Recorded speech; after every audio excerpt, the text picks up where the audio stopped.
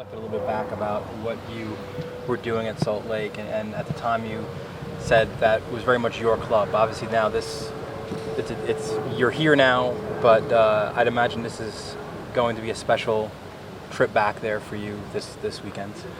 Yeah, sure. A lot of incredible memories there, a lot of very, very close friends, and just special times. So it'll be hopefully a great occasion. I'm a little more focused on just the match, obviously. Sure. And maybe if we're a team that's at the top of the table right now, we could talk a little bit more about the reminiscing and what a beautiful affair it's going to be. But right now, for me, I'm very, very focused on the game and trying to help my team improve. Considering that, do you think it will maybe not be an emotional return for you when you walk out of there for the first time since leaving? I really don't know. I really don't know what to expect or how I'm going to feel, and I'm just going to do my best to try to enjoy it. I don't suppose you probably even care, but what do you think the reception might be for you when you go out there? Again, I don't know. Yeah. I have no idea. I know that it's typical that the fans there are pretty hard on the opponents and pretty vocal, and so how could I expect anything different than that?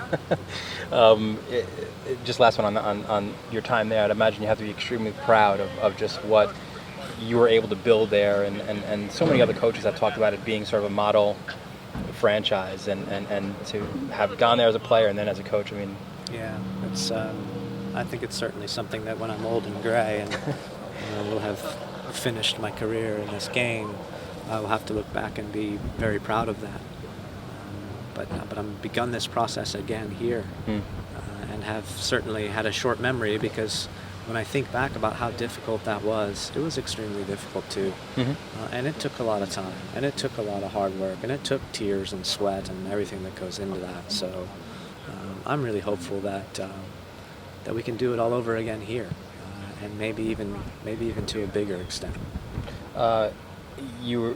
It's probably extremely important to build off of the way that you guys ended that game, and maybe carry that over for a full 90 this time. Yeah, I'm hopeful that, and I believe that our players have a clear understanding now of what they're capable of if they're willing to give everything, and if they're willing to be truly together. Because I tell you, I don't think there's too many teams in our league, or too many teams around the world, that could go down 2 goals and a man, and have to fight like they did for 60-some-odd minutes and come back and get anything out of that game. So that's a big credit to what the guys put into that match, and I think I'm hopeful that it will stand as a reminder to them of what they need to do if they want to get points going forward. It seems there's some injury concerns again. I guess Ned's been battling something the last couple of weeks. Yeah, Ned was out last weekend with a really odd injury that happened during the Red Bulls game on a tackle towards the end of the game. And so he's been dealing with that. He's been kind of 50-50 in the training sessions, and I think he's questionable for this weekend. Kwame rolled his ankle yesterday, so I think he'll be a bit questionable for this weekend. Past that, I think everybody's ready to go. Well, Williams is still out, right? Yeah, Josh is out. Josh will be out for a few weeks. That's not the same concern earlier, right, with his heart rate? No. Okay. This is an adductor issue. Okay, and I say Kaye was again working on the side. Kaye's nearing full fitness. Yeah. So what was going through your mind, honestly, at 2-0 in the red card?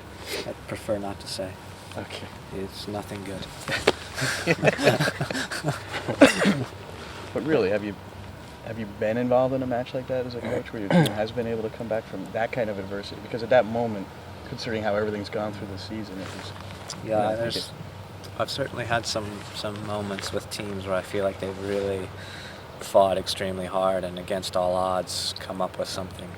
But this one, I think, would stand towards the very, very top of that list, and I can't think offhand. But I said the other night, and I meant it, that I'm sure will go down as one of the fonder memories of my coaching career.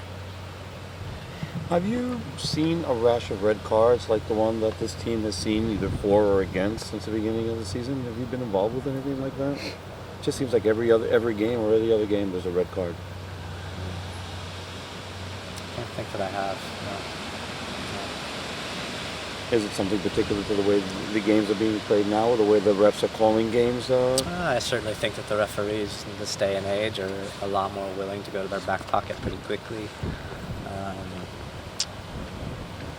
Two of the red cards were, last man making a foul, right? To stop Yeah. the goal scoring chance. Kwame's red card was a second yellow. Yeah. Quite questionable. What were the other ones? Shea had a second yellow, right? Shea had a second Yeah. yellow, which was very questionable. Red Bulls. Uh, Oh, that was a Red Bull, That four, Red yeah. Bull for them. Yeah. Yeah. Yeah. You know, my honest opinion. My honest opinion is that this team has suffered a lot of 50-50 decisions. I feel like there's been a lot of decisions in every game that you could even rewatch it, and one person would say it was this way, and the other one would say it was that way. And I feel like we've suffered too many of those against us.